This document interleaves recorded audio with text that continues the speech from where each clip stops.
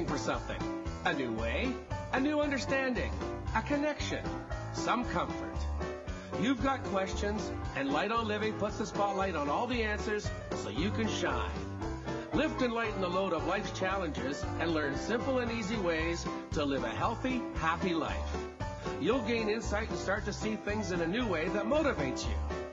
You're invited to hear new, see different, and feel more as Lisa shines the light on living.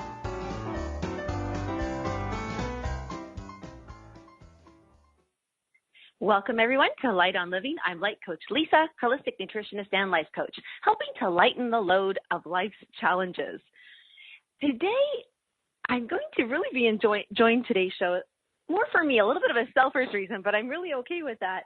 As we all grow and unfold and reveal all this stuff that's inside of us, and we experience life and new things come our way, we have this we'll hope to have a flexibility to ourselves that we can look at new viewpoints and see if that works for us and kind of align or say, no, you know what, that isn't for me.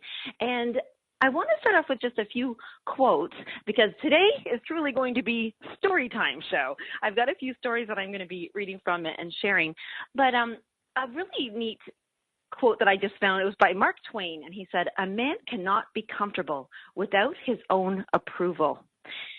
And I really aligned with that one because today we are talking about how to self-sabotage less. And it's hard when we have to sit back and look at where we are sabotaging ourselves because that means we have to take responsibility. And it's so easy to look and point the finger at others or circumstances even, like doesn't even have to be another person that we're blaming or thinking has been the person who's influenced that choice or why our lives are a certain way. But in that quote itself, a man cannot be comfortable without his own approval. And I think of a little bit of sadness in there too, because when we aren't comfortable with ourselves and therefore we don't approve of ourselves, we become so disconnected to our heart center and our choices become, not to our highest self, and they don't support us. Another quote I want to share just at the beginning here is, you cannot create a more loving reality from self-hate. You cannot will yourself into new reality without pushing the unwanted parts aside. And the last few shows, we've really had a lot of people, our guests have been on to help us feel safe enough, feel comfortable enough to look at those parts that are, when we had Lloyd on and he was talking about how to love the parts that we think aren't lovable. And last week, wow, I had a new paradigm shift, which was really fun as we got to hear from David Essel about how action is, plays a bigger role than even, the visualization and everything. That was, I want to admit to everybody listening, that was a tough one at first for me to hear because I really, really love the belief of, measure a bazillion times and then cut, or play, like a lot of the things that we experience in life come from a lot of planning. A story, an impromptu story to share. It was all of my life I wanted to go to Paris. Like it was years and years and years, my life, decades. And I planned that trip so well. I had so much time that I knew the street names. I knew the roads. I knew what it looked like. I know where the buildings were and what bus line I would take and all these things. And I had planned it out so intensely and I visualized it. And then I got to take action and I did get to go. I took myself to Paris and off I went and experienced it. And it didn't mean that what I had envisioned or what I visualized or any affirmations that I said I could do this, it didn't mean that is what happened when I got there. But it certainly motivated me enough and created the desire and the will and also the confidence because it was really a tough decision just to pick up and go by myself then. So I think there's been so many wonderful, beautiful things showing up in my life that I feel very honored to be able to share with everybody listening to the show. And I do appreciate everybody coming and learning how to, like we say at the very beginning, how to lighten the load of life's challenges. Because every day a new challenge can show up or the same one over and over. And that's where I want to talk about the self-sabotaging. So a couple of years ago, I did a I want to call it a workshop, but really it was done over into a teleseminar type style thing. And I was very excited to do this, and it was a rather interesting time. My mom was, I think she had just passed, or she was passing. And, we always get very stressed when we're having a difficult challenge in our lives. And here I was going to do this seminar about the ego online, over the phone, very excited, very nervous at the same time. And because of the stress with my mom and everything, I had lost my voice. Like I literally couldn't talk at all. And here I was going to go, there was no video, no support or anything. I was like, I have to pull this off. How am I going to do this? And when I created that, it was funny because I literally came across my notes from that call. And it's always perfect timing. I do believe in divine timing and helpful things showing up for you when you do, because it can all get into a rut of self-sabotage. And a lot of stuff has been showing up in my life lately that says, oh, remember that? Or did you finish that? Did you do this yet? Oh, there's more on the list there. So as we go through today, I want to share some techniques that have helped me tremendously over the time, but also now that I've been able to look back at something that's now almost 4 years old, I can see where beautiful experiences have showed up in my life, where I've been able to grow, and people who have showed up in my life, such as the lovely, beautiful guests that do come onto the show and share with us what they've learned. And in saying that, like everybody listening knows I love tapping and I love Ho'oponopono. Those are my two go-to tools, but I do have a few little extra ones here. And before I go into what I want to do is I'm going to be sharing after the commercial break, I'm going to read a story. I'm going to read a story. And the story is actually one of the chapters that I've written in an anthology book.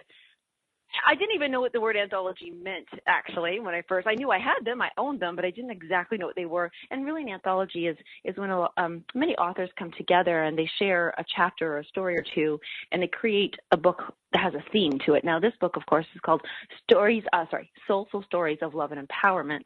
And I'm in the empowerment section, which was really quite the honor to be asked to even write, and I didn't even know what the heck I was going to write about first, because you look at your whole life and you think, well, goodness, there's many challenges and many things, and we go through stages in our lives where one tool or technique or theme seems to be more apparent than others.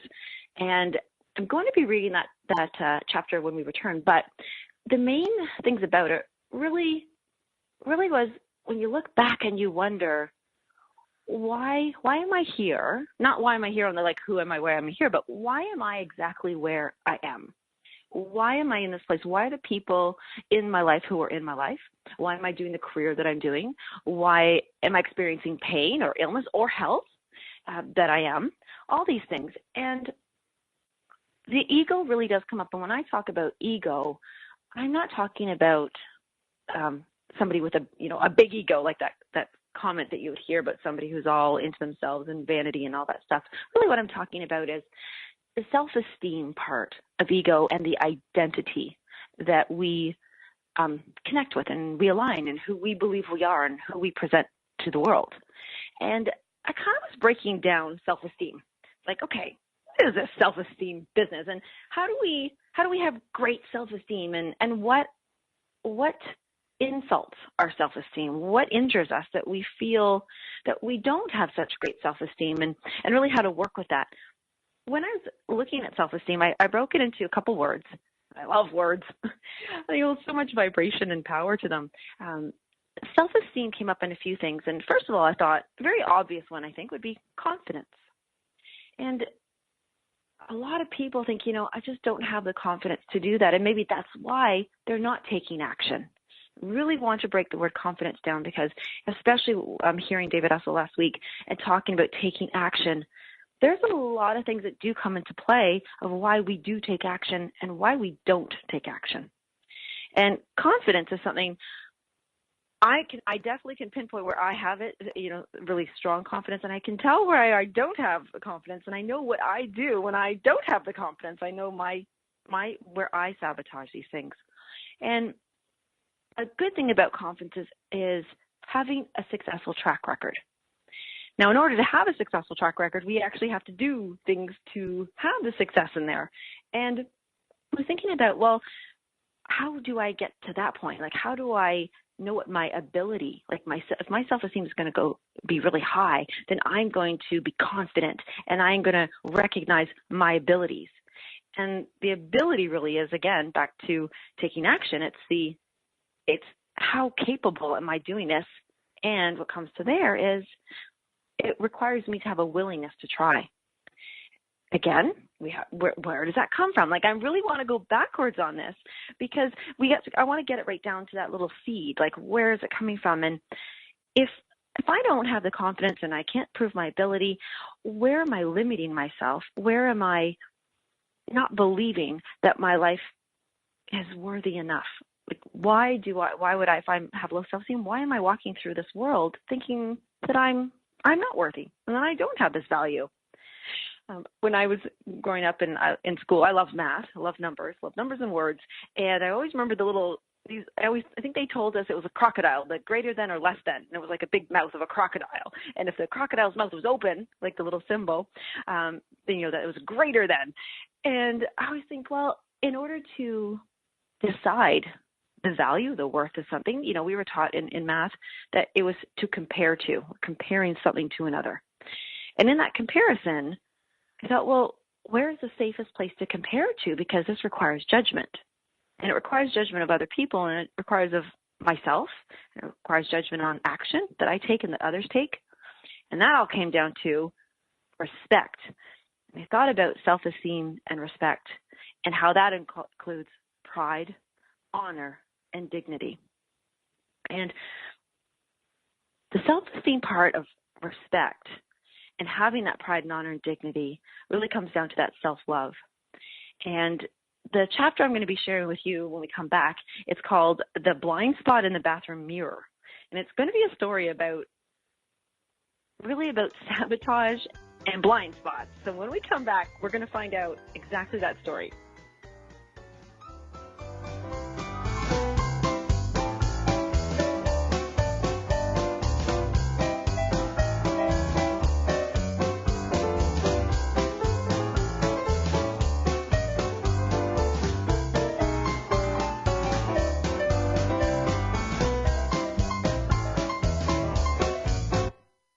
The best of the holistic, spiritual, and conscious world. OMTimes Radio. IOM-FM. Humanity Healing International is a small nonprofit with a big dream. Since 2007, HHI has been working tirelessly to bring help to communities with little or no hope. Our projects are not broad mandates, nor are they overnight solutions, but they bring the reassurance that no one is alone and that someone cares. To learn more, please visit humanityhealing.org. Humanity Healing is where your heart is. My name is Victor Furman. Some call me the Voice. I've always been fascinated with human nature, spirituality, science, and the crossroads at which they meet. Join me Wednesdays at 8 p.m. Eastern on OMTimes Radio, and we'll explore these topics and so much more on Destination Unlimited.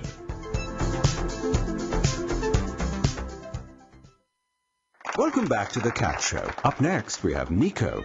Nico is a member of the Shelter Pet Group. That's right. A group known especially for their sunspot sleeping, ball chasing, leg rubbing, and of course, companionship. Just look how she struts. It's like she owns the place. And see how she curls up and cuddles her person.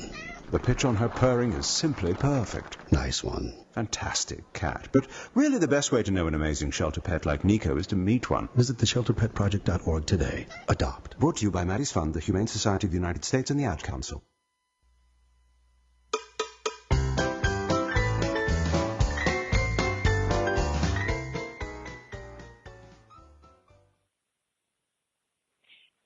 Hello, we're back, and I just have to say, just that commercial about a shelter pet, you know what they say at the very end, the best way to get to know one is to meet one. And I thought that was actually perfect because here we are looking at respect and how we self-sabotage, and really, this is the important part.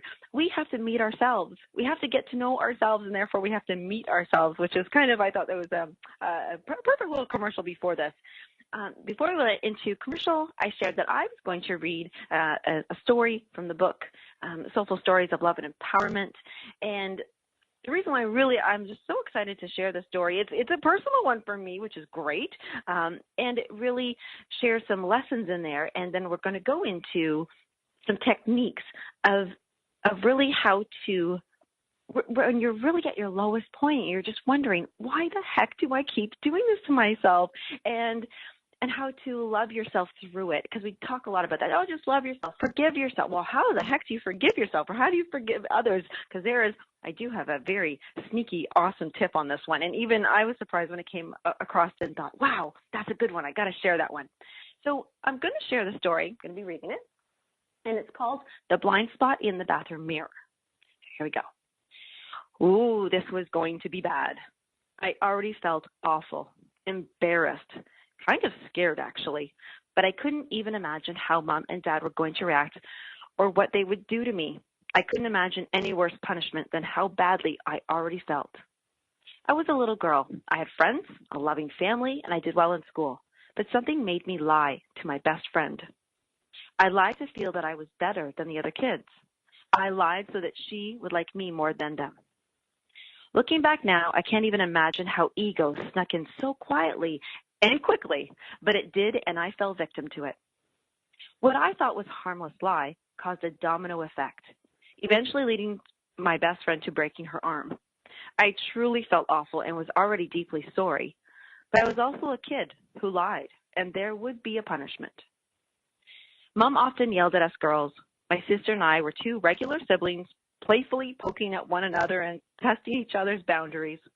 Being separated for a timeout, being sent to our rooms, and the occasional grounding wasn't uncommon, but all disciplinary action made sense to me, and probably secretly, I appreciated Mom stepping in to save me from our fights escalating. And I have to insert here. My sister actually punched me so hard one time she chipped my tooth, and I remember thinking, oh, I don't ever want to fight with her ever again. But no matter what thought, I always felt loved, even when she did hit me. Back to my lie and the serious outcome. I remember feeling so awful that I wanted to be gone from the planet, just vanish. I was terrified to face all the people and mostly ashamed to face my best friend. The punishment was a shocker. It sounds simple, but at first, and I'll tell you, it was the hardest and most life-changing punishment I ever went through. It became the foundation of how I was able to love myself deeply for the rest of my life. Before I tell you what I endured, what I learned, and what I overcame, I want to ask you, how do you spend time with yourself? How do you talk to yourself? How do you listen and hear what you think and want? What tone? What position do you take? I spoke of ego sneaking in at such an early age, and I'm still shocked as my adult woman self thinks about this. I'd like to think that I knew myself as a child and that I trusted and loved and thought highly of myself. But when I lied to make myself look better than the other kids, there was obviously a judgment I made about who I was. I wondered when that started. I wondered why I did it, and I wonder if we all do it, and I wonder mostly how we all help each other to get to know our true selves and then treat self with kindness, love, and respect. My mom knew how. This was my punishment. The best punishment my parents ever gave me was a lesson on how to see what was in the blind spot of my own bathroom mirror. A blind spot is defined as an area where the view is obstructed, or where something is in the way, or where something is preventing or hindering a full view, or deliberately making it difficult to see. I want to interject here. That definition is so powerful and so important to understand because to sabotage also means to deliberately destroy, obstruct, or impair. So my mom first sat down with me on the edge of my bed, face to face, and looked me in the eye. Allow me to share that when you feel so ashamed of something you did, wow, that is uncomfortable. All I wanted to do was hide my face, feel loved and accepted, and erase everything. I'm laughing now, but the weirdest thing was that my mom was not yelling. That confused me even more. Mom went beyond asking me why I lied, because she knew not to stop at my confession, that I wanted to look better than the other kids. She made me go deeper and asked why I wanted to look better than the other kids. Smart, Mom. I said I was scared that if the other kids were better than me, then my best friend would leave me and not be my friend. Mom explored this further and asked me if that did happen. Did I not think I would make other friends? Of course, I said. As a little girl, I replied, but I didn't want other friends. I wanted her as my best friend. My mom explored further and deeper and didn't leave either side of the coin unchecked. She questioned me from how I felt about the world, what I thought people felt, and how I felt about myself, giving me many scenarios to look at, think about, and reply to. Once this line of questioning was done, she told me to stand up. I was hoping this was a big hug and all is well part. It was not. She told me to follow her. We left my room and crossed the hall to the bathroom, where there was a full-length mirror on the door. She told me and said I was to sit or stand in front of the mirror and have a conversation with myself, looking into my own eyes and at all my body parts. I was to understand, forgive, encourage, and love myself, all while looking in the mirror. There were tears streaming down my mom's cheeks as she directed me to do this.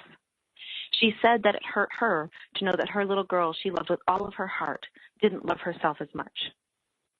The pain I saw, the compassion I felt for my mom as she exposed her wounds, somehow taught me right then and there what it felt like to be hurtful to oneself.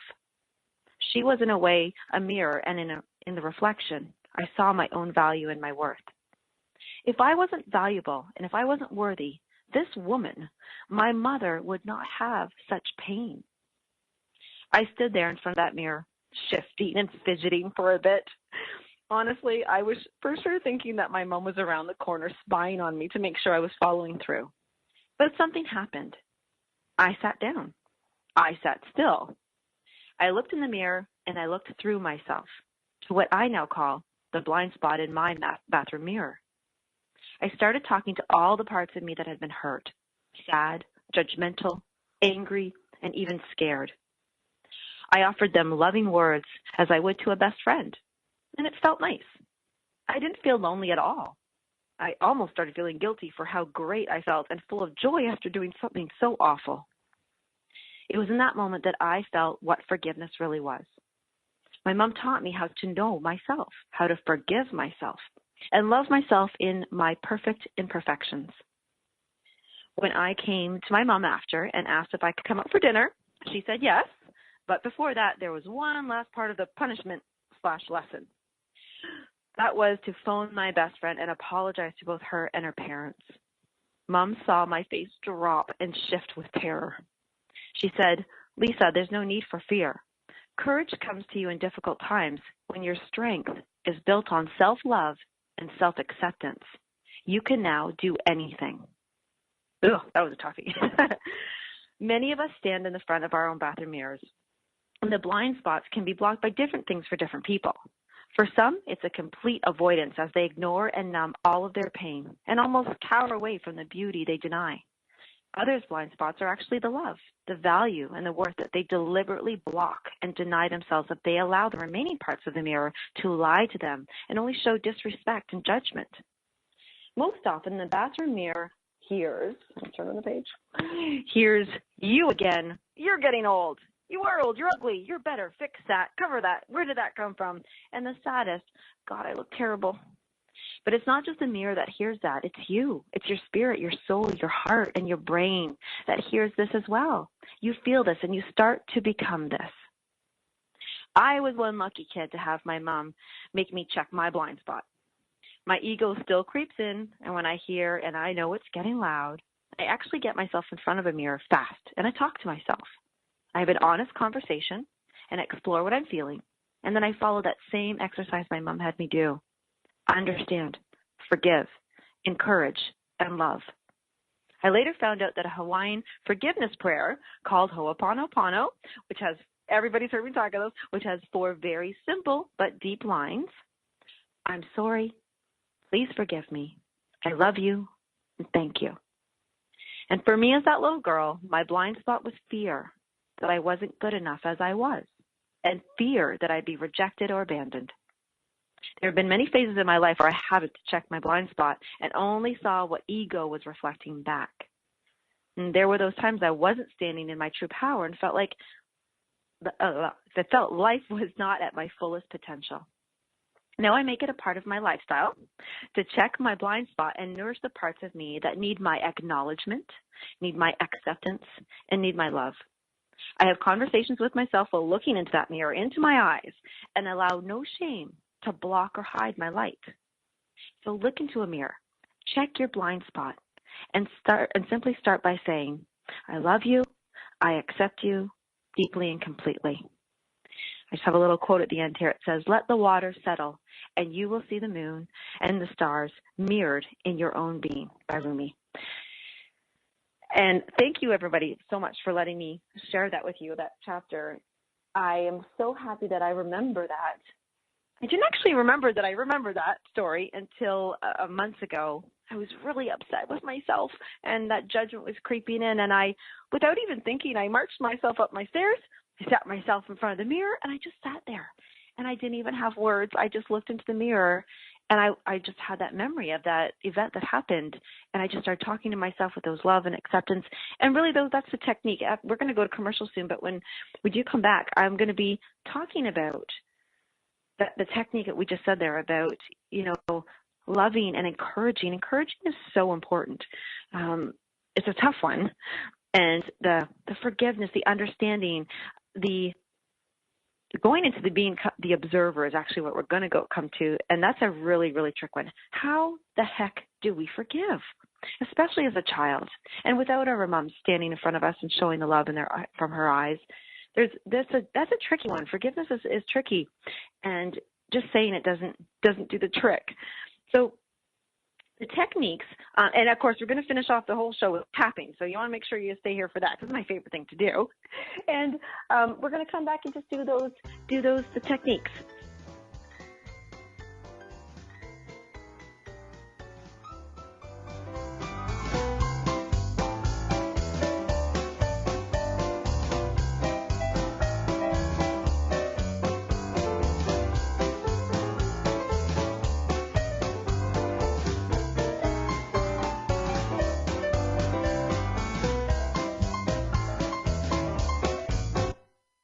The best of holistic, spiritual, and conscious world.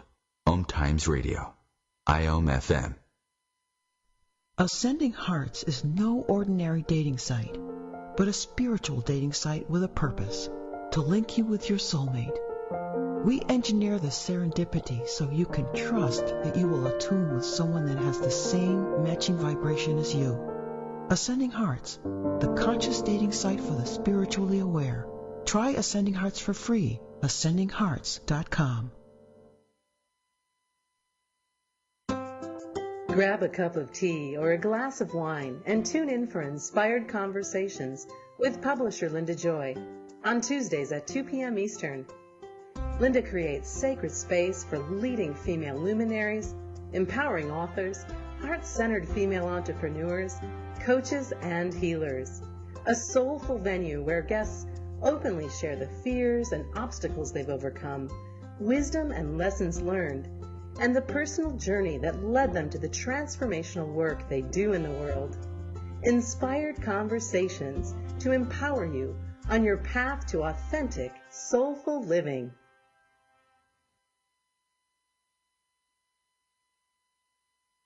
So I'm a cat, and I just moved in with this new human. And she's got this little toy she's always playing with, all day long. Tap, tap, tap, tap, bloop, bloop. She can't put it down. There it is. Oh, and get this. She even talks to it. Last week she asked it for Chinese, and guess what? Egg rolls showed up. Like magic. Humans have cool toys. A person is the best thing to happen to a shelter pet. Be that person. Adopt. Brought to you by the Ad Council and the ShelterPetProject.org.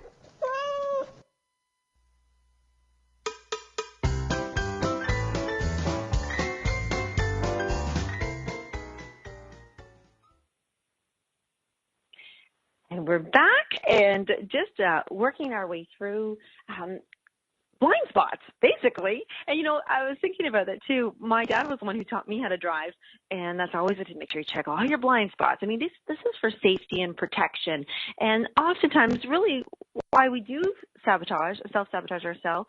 Oh, that sounded funny. Self-sabotage ourselves. I'm just throwing it right onto ourselves here. Is because we have fear, because we're scared. We don't feel safe. And there's something about what our next step is about to be that we're not comfortable with. And I'm back to that whole thing about the ego part and the self-esteem, the worthiness, the ability, the confidence, the respect.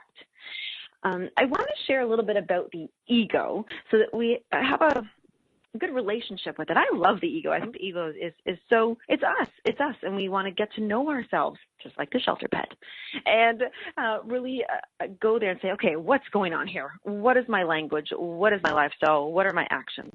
And I want to help everybody spot the ego. How do we spot the ego?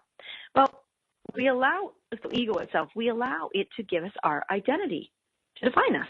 The ego causes emotional drama and always wanting from others and is never satisfied. But that's a good thing because it has these desires and I want this and I want to experience that. It's made of beliefs that we have been acquiring over a lifetime. That's actually a really neat thing. Let's think of that. Our ego is really our identity, and it's made of beliefs that we've acquired over a lifetime. And each person has many, and each one of us a different one. And as I've been learning, and really it's been highlighted to me, is that it can shift and can change so often and quickly based on our experiences. And that's where I'm coming back up to the successful track record. So if I all of a sudden started trying something and I really stunk at it and I kept failing over and over, my ego is going to be a little damaged. I'm going to think, gosh, why can't I do this? Like, what? I'm so stupid, or I'm not able to, or I'm not strong enough. So to go further with the ego is difficult to see because it hides behind opinions that appear true. And that attachment to the description of our identity really comes out in our language.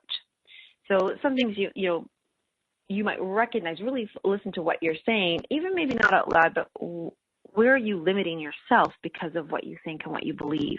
Whether it's nobody likes me, that somebody's better than you, or you're better than them. I want to highlight too that sometimes we can have a heightened ego that kind of is like the other way. Not that we're hard on ourselves, but that we are really promoting ourselves to be something that we're not, and we're trying to squish others like we're better than somebody else. And really that's coming from we're just so, whether we're struggling with somebody else's inability to grasp or understand something that we understand, there's a judgment there, or that we're just so afraid of somebody seeing that we're not better than them, that we try to make up for these things. We make all these stories. In saying this, so I want to talk about this is a tough one, why we can be angry with other people. And this really does have a connection to ego, to self-sabotage, to all these things, because when we're angry at somebody else, we're really not taking that responsibility for what we have held somebody in expectation, something that wasn't their responsibility to fulfill in the first place. We made a truth in our minds and our hearts to say, I expect this of you, and you haven't done that, and now I'm angry about it. This is going somewhere to forgiveness, so just follow me along this path.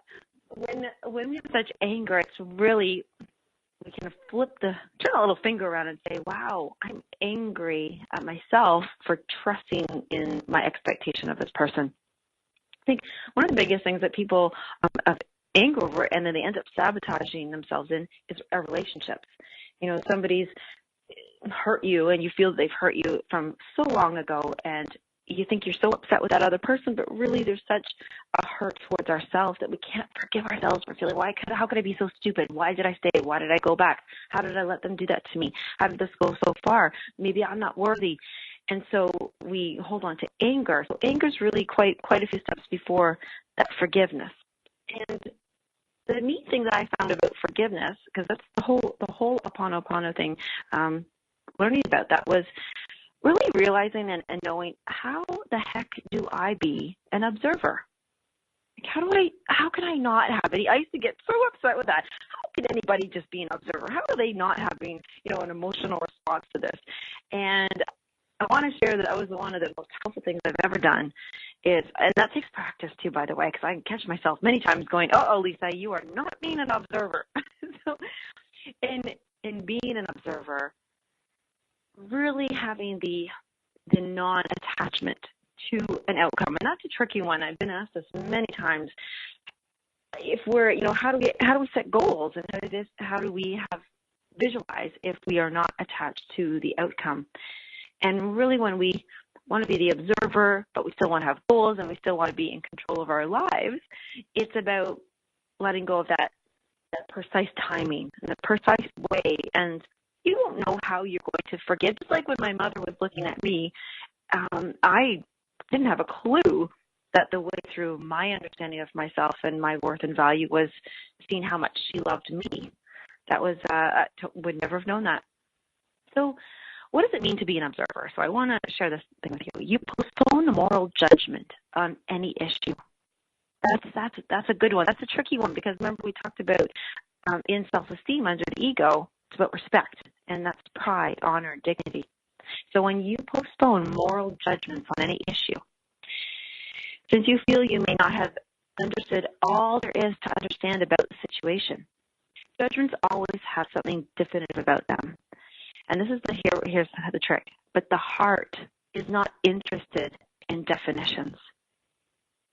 That is so big when I think about that. The heart is not interested in definitions. It doesn't need titles. It doesn't need precising. Oh, I can't even say the precise meanings. It always tries to go beyond what seems definite and defined. The heart is open. The heart explores. It is ready to re-examine. And that's where the readiness to forgive comes from. It's very tricky to even go into forgiveness when we're so busy judging that act, what they did, what I did, what happened.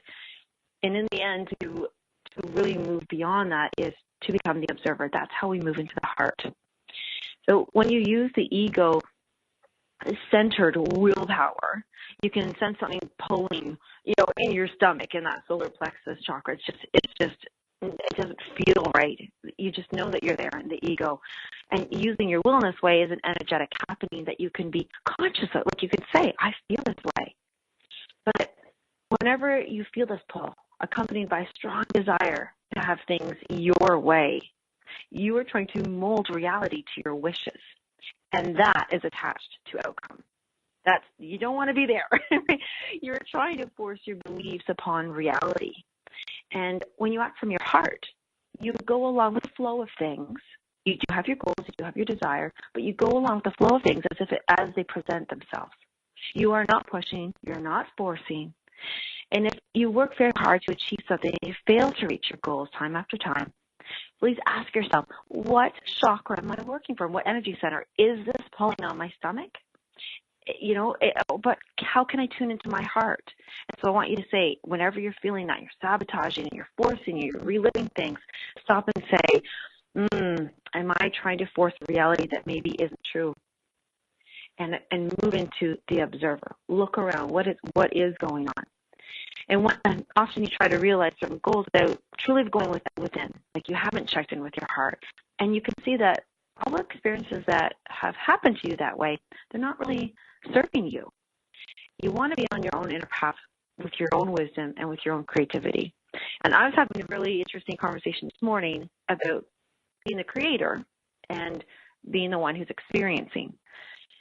And it's awesome to do both. You want to do both. We have that in us. We want to create. And sometimes people want to create so many different things than somebody else. Some people want to be bakers and make cupcakes. And some people want to write songs. And some people want to create beautiful vacation trips and plans. And so there's so many different things we can create in our own way. And then there's a time in our lives where we just want to experience it. You don't want to create anything. You don't want to write anything. You want to do anything. But you just want to experience it.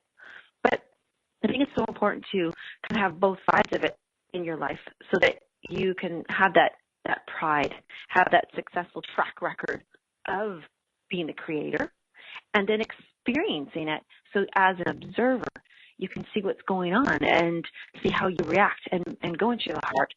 And I think this is the way that we'll have a more successful, beyond track record, but a successful life, because we're checking those blind spots and we're not sabotaging ourselves or others. And when we drop that ego and live from the heart, that was the biggest thing that helped me move into a more natural rhythm of things. And success is such a funny word. We have sabotage and success. Sabotage and success. and you're gonna bounce around between them all. And one of the other biggest things I think it really affects people from being successful or feeling successful, and they continuously sabotage, is that they separate. They separate themselves from others. There's a division. And when we separate and there's that division, that's weakness. Like you don't have that strength to support you. I mean, we need strength, we need support, whether it's just from ourselves even, but from others. And I love the word relationship, to relate to another. And how we can stop the sabotaging is to not separate, to not divide, to look around to see how we are all connected, how we are joined. And we start that with tenderness. And I love the word tenderness, tender words, tender meaning, because this really shows a gentleness, and it shows a concern, and it shows a sympathy. And with the word concern, I love the word, like when people say, I'm so concerned about you, I'm opening my heart to see what's going on in your heart, and together, because we're not together, we're not divided or separate, we're stronger, and we don't have that weakness. You can have somebody else kind of check in your blind spot, and you can check into theirs. A question I asked just before the commercial here, I want to ask this question of everybody to ask us, check in with themselves. What do you think is the opposite of love? Can you repeat that too? That's just a good question. What's the opposite of love? And a lot of people might say hate, but I'm going to leave you with hate has just as much passion and emotion behind it as love. And the opposite of love would be indifferent, a lack of concern, a lack of care, a lack of tenderness, a lack of compassion and sympathy. So when we come back, I'm going to run through some techniques, especially with my tapping, on how to go towards love, not the opposite of indifferent, but even start recognizing how we can love more.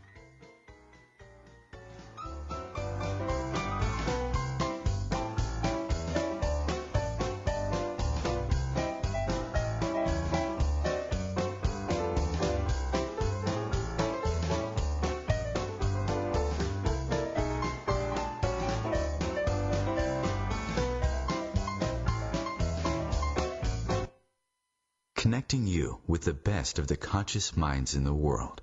OMTimes Radio. IOM FM. Host your show on IOM FM, the radio network of OMTimes Media, one of the more recognized brand names in the conscious community, and is backed by the extensive marketing reach of OMTimes. Hosting a show on IOM FM immediately connects you with our extensive dedicated community. More than 24 million Americans have an autoimmune disorder, and that number continues to grow. I'm Sharon Saylor, and I'm one of those 24 million. To put that number in perspective, cancer affects about 9 million and heart disease up to 22 million. That's why I've brought together top experts and those thriving regardless of their diagnosis to bring you the latest, most up-to-date information. Join me, Sharon Saylor, Friday night, 7 p.m. Eastern, for the Autoimmune Hour on Life Interrupted Radio to find out how to live your life uninterrupted.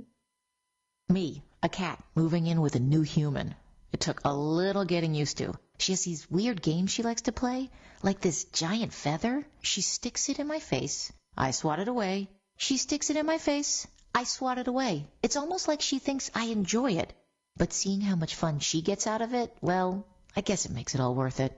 Humans. A person is the best thing to happen to a shelter pet. Be that person. Adopt. Brought to you by the Ad Council and the ShelterPetProject.org.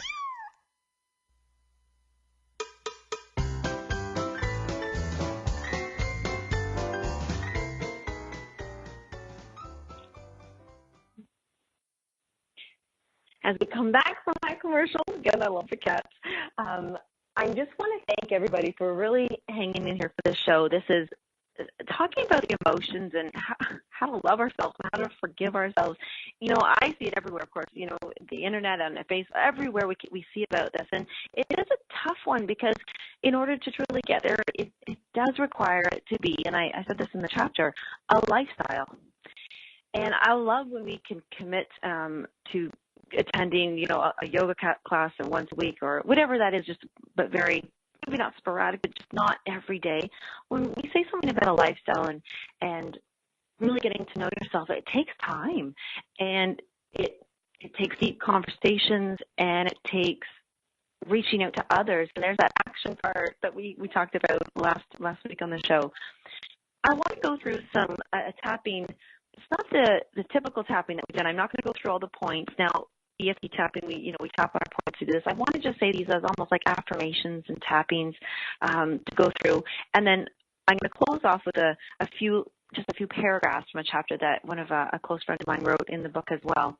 But when we're talking about love, sabotage, respect, all those things, we really are checking in with the ego. And I want to start off with that quote that I began at the show here. You cannot create a more loving reality from self-hate. You cannot will yourself into a new reality by pushing unwanted parts aside. Willpower does not serve you here. What you need is to get in touch with your heart. We just spoke of that. The energies of understanding and acceptance are the true building blocks of a new and more fulfilling reality. Oh, I just love it. Building blocks. I can see the little foundation being built and one block on the next block. When you interact with reality from the heart, you let reality be. You do not try to change it. You simply and carefully take note of what it is, and there's the observer. So I'm going to run through these little tapping with you. And I believe that these statements and these check-ins are going to help you just go deeper. So even though I've been identifying with my ego, wanting things and holding expectations of myself and others, I choose now to live from my heart. Even though I've been making decisions from my will and ego, I choose now to love and accept myself and see from my heart as the observer. I've identified with many hurtful names. Not good enough. I don't deserve happiness. I don't deserve abundance. I'm not meant to be happy, healthy, or a wealthy person. I should never have done that. I should never have made that choice. I knew better. I've been pushing myself. I am filled with resentment. How could they? How could I? I'm not good enough to be in control. How did I let them have control over me? I gave my power away. I'm angry. I'm hurt. They saw how weak I was. I'm so hurt. I'm so mad. I wish my life wasn't like this. What if I saw those terrible things as lessons for my growth? What if I stepped away from ego and stopped identifying with not being worthy?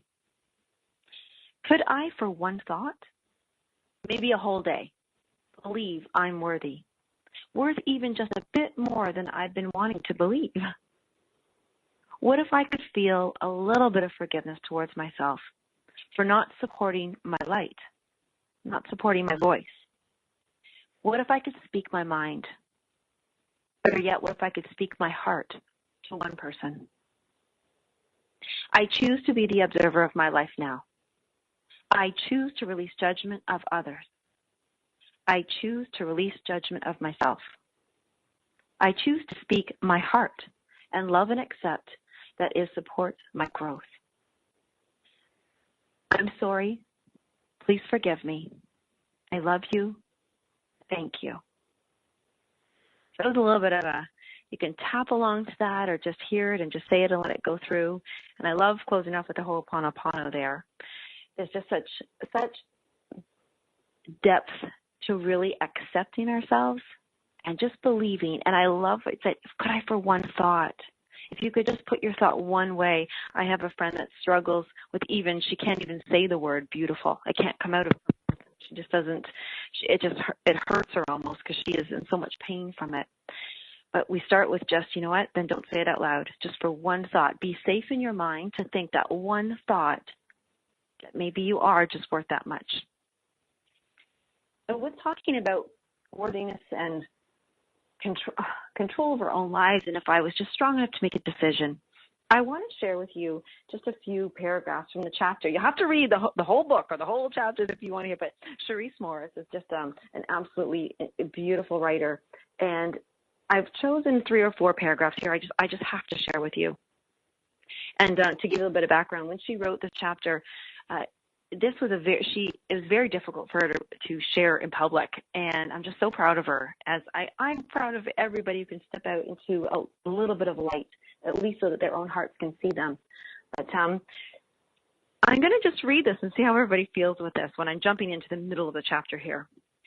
And she starts, "Eventually, like a snake, the rancor coiled around me. It slowly began squeezing the happiness out of me. My will, motivation, and most importantly, my light was all crushed. I was dying a slow and agonizing death in the vice-like grip of the job. Everything that made me unique was slipping away from me. My essence was being replaced with a morbid void, a gaping hole in the depth of my soul, and I was sliding downward into a spiral of turmoil and depression. For the first time in my life, I was afraid of myself." I chose that paragraph particularly because I think that's a big line there. For the first time in my life, I was afraid of myself. But she's talking about a job. Something this is so we can give our power away to so much. And I want to be able to finish this in time. So I'm jumping a little bit to some lighter moments here in the chapter. But spurred by my desire to provide the happiest home for my family, I began looking for answers. And that's all it takes, is just to begin looking for answers. Somehow I eventually figured it out. I finally understood that in order to be complete, I needed to nurture all the dreams of my soul, and that included fulfilling the need to have a career with purpose.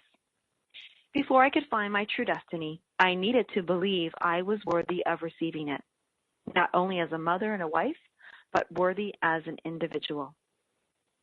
And of course, that is such an empowering paragraph. And you know, see, you guys are gonna have to get this book to read all this. It says here this is Cherise Morris now again. "With the end of my last maternity leave looming, a familiar feeling began creeping back into my heart. Dread. It was different this time. It wasn't all-consuming. I had changed. I finally accepted that I had value as an individual. As soon as I acknowledged my self-worth, everything started falling into place. Like magic, opportunity started manifesting in my life.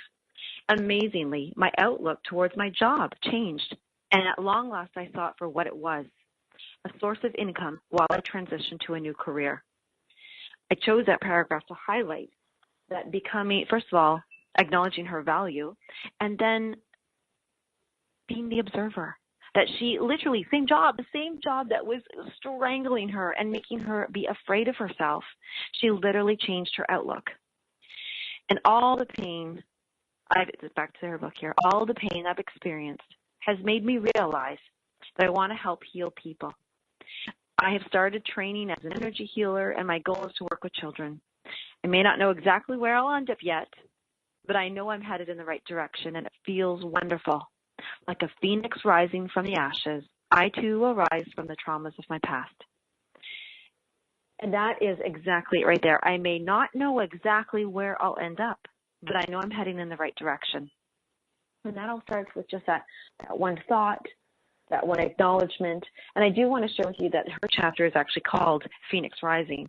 And I want to ask it, not everybody's a writer, but everybody has thoughts and everybody has feelings and their stories. And one of the techniques I'd like to offer you to do, maybe you're just a talker like me, is to just randomly start letting it pour out of you some way, whether it's you're an artist, you want to draw something, a picture, even if it's stick people, maybe you want to talk to your dog or cat and tell them a story, let it come out of you, and start sharing with yourself. Share the stories with yourself about how you feel about things. Pick one event that happened to you that maybe is really emotionally charged or that is so blasé that you wonder, maybe I should explore the feelings that are going on in here. I also would really invite you to take a look at highlighting, witnessing, observing the areas that you really do feel shouldn't be the way they are. Where you think you are sabotaging or that other people are sabotaging, because we really want to take that responsibility and look at our life and what parts of our lives can we be the creator? What part of our lives do we want to be just experiencing it? Because that really is where the growth is coming from. And that's where you're going to witness like what Charissa says, like magic, opportunities show up, and they're not just showing up. You're creating them. You're creating the space to allow them to come in. Because when we sabotage ourselves, we're saying basically to the world, nah, I don't have that confidence. I'm not worthy. I'm not able. There's no ability here for me to share. And I don't respect myself. And the one most loving, beautiful thing I do want to share as we close off here is find out where you are not respecting yourself, where you are not listening to yourself, where do you not get to know yourself, where do you feel that you've lost your dignity? Because if you go that deep and you really find out where you're hurting from, and you just observe and see, and then you can go move from that place and move into your heart to offer that forgiveness, even if it's one thought at a time. And if you have anything that you want to share with me, or you want to highlight, or just let somebody else know that you've had a success story, I would love to hear that. I would love for you to come to Light on Living. My Facebook page is there. I want to hear from you. And if you need help doing any of these, I would also love to support you in any way. So no more separation, no more division. Let's all relate, let's connect, and let's be tender with one another. Thank you so much.